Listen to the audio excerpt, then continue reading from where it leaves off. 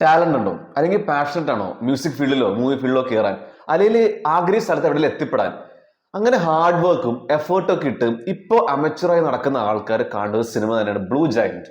ഒരു ആനിമെ മൂവിയാണ്, directed by Yuzuru Tachikawa. Death billiard, mob psycho 100 എന്നിങ്ങനെ വളരെ നല്ല ആനിമെ മൂവിയുടെയും ആനിമെ സീരീസിന്റെയും ഒരു ഡയറക്ടറാണ്.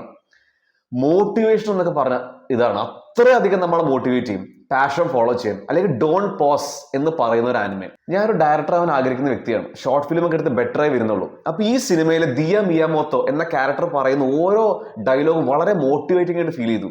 ഇപ്പൊ ആ ഉള്ള പോസ് മാറ്റി വെച്ച് ആ വർക്ക് കംപ്ലീറ്റ് ചെയ്യാൻ നമ്മളെ വളരെയധികം പ്രോത്സാഹിപ്പിക്കും. പിന്നെ വേറൊരു ഇമ്പോർട്ടന്റ് കാര്യം പറയുന്നുണ്ട്, നമ്മൾ ഇപ്പോൾ ഒരു പാഷൻ ഫോളോ ചെയ്യുകയാണെങ്കിൽ നമ്മുടെ സോൾ നമ്മൾ വിട്ടു പോയത്. എക്സാമ്പിൾ വെച്ച് കഴിഞ്ഞാൽ ഇപ്പൊ കുറെ മ്യൂസിക് ഇൻഡസ്ട്രി ആണെങ്കിലും മൂവി ഇൻഡസ്ട്രി ആണെങ്കിലും വേറെ ഇൻഡസ്ട്രീനെ പോലെ ആവാൻ നോക്കി സ്വന്തം എക്സിസ്റ്റൻസ് മറന്നു പോകുന്ന ഒരു അവസ്ഥ വരുന്നുണ്ട്. അതൊക്കെ ഭയങ്കര വൃത്തിയായി വ്യക്തമായി തന്നെ പറയുന്നുണ്ട്. പിന്നെ ഈ സിനിമ റീസെന്റ് ബെസ്റ്റ് കണ്ട ഒരു ഫ്രണ്ട്ഷിപ്പ് മൂവിയും ജാസിനെ ബെസ്റ്റ് ആയിട്ട് രീതി കാണിച്ചൊരു സിനിമ കൂടെ തന്നെയാണത്. അത്രയും പെർഫെക്റ്റ് ആയി സ്ട്രേറ്റ് ഫോർവേഡ് രീതിയിലാണ് യൂസോറു താച്ചിക്കാവ കഥ പറഞ്ഞിരിക്കുന്നത്. ഇതിൽ ഓരോ ഫ്രണ്ട്ഷിപ്പ് ആണെങ്കിലും ഇമോഷണൽ, മ്യൂസിക്കൽ ആൻഡ് മോട്ടിവേഷണൽ മൊമെന്റ്സും നമുക്ക് വളരെയധികം ചെറിഷ് ചെയ്യാം. അത്രയും ബ്യൂട്ടിഫുൾ സ്റ്റോറി ടെല്ലിംഗ് ആണ്, ആൻഡ് ക്യാരക്ടറൈസേഷനും അത്രയും തന്നെ രസമാണ്. ജാസിന് ഇത്രയും ബെസ്റ്റ് ആ രീതി കാണിച്ചൊരു സിനിമ ഞാൻ ഈ അടുത്ത് കണ്ടിട്ടില്ല. വിപ്ലാഷ് ഉണ്ട്, സോളോ കിൻഡിയസ്, പക്ഷെ അതിലും ഗംഭീരമായ ഒരു മ്യൂസിക്കൽ വർക്ക് അല്ലെങ്കിൽ ആക്ടാണ് ഞാൻ അതിനകത്ത് കണ്ടത്. ഒരു സോൾ ക്രഷിംഗ് മ്യൂസിക് എന്നൊക്കെ പറയില്ലേ, ചെയ്തിരിക്കുന്നത് ഹിറോമി യുയിഹാരയാണ്. ഒരു ലെജൻഡറി വർക്ക് തന്നെയാണ് ചെയ്തു വെച്ചിരിക്കുന്നത്. ആൻഡ് അതിന് ഇത്രയും രസാകാൻ വേറൊരു വലിയ റീസൺ ഇതിന്റെ വിഷ്വൽ ആനിമേഷൻ വർക്കാണ്. അത്രയും മാഗ്നിഫിസന്റ് കളേഴ്സ് ആൻഡ് വിഷ്വൽസ് ഒക്കെയാണ് ഇതിന് ചെയ്തിരിക്കുന്നത്.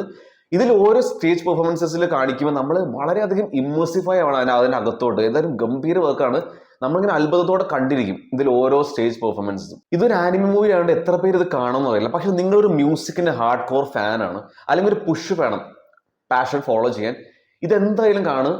നിങ്ങൾ ഒരിക്കലും ഡിസപ്പോയിന്റഡ് ആവില്ല, അത് എന്ന് ഉറപ്പ് തന്നെ തരുവാണ്.